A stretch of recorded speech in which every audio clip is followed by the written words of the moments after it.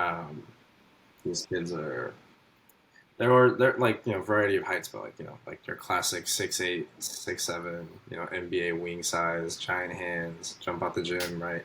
So just straight up talent and raw talent standpoint, just way different. Um, Another thing too is just how much basketball they already played in their lives and how much investment they had from early on. Just so much skill level at like 14, 15, 16. It's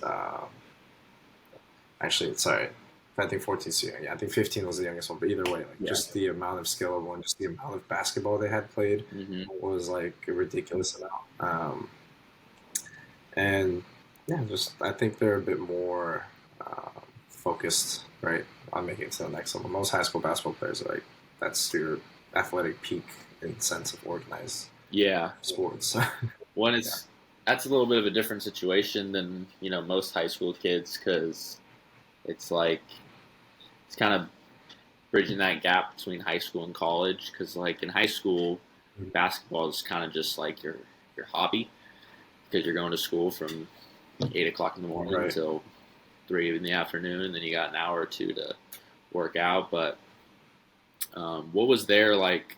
What was their schedules like? Like, were they just it was just basketball all day, or did they have any like requirements when it comes to classroom?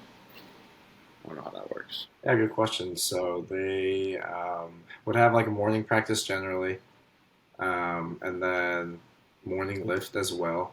And then around 9, 10, um, school would start a little bit later than usual, right? Than their classic high school. Have school during the day, and then afterwards it would be like a skill workout in the afternoon, or some teams they practice in the afternoon. But yeah, lifting was mostly all done in the morning, and then afternoon sometimes when we would have time for more like rehab sessions and skill work and like other like accessory stuff like that outside of the main team stuff. Okay. Um, that brings us to my next thing I wanted to talk about. What did you when it comes to rehab? Were you dealing with any guys with any patellar or Achilles tendinopathy issues while you were down there?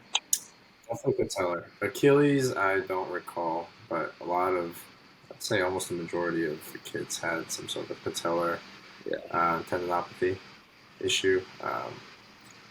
The ones who put in the work got better.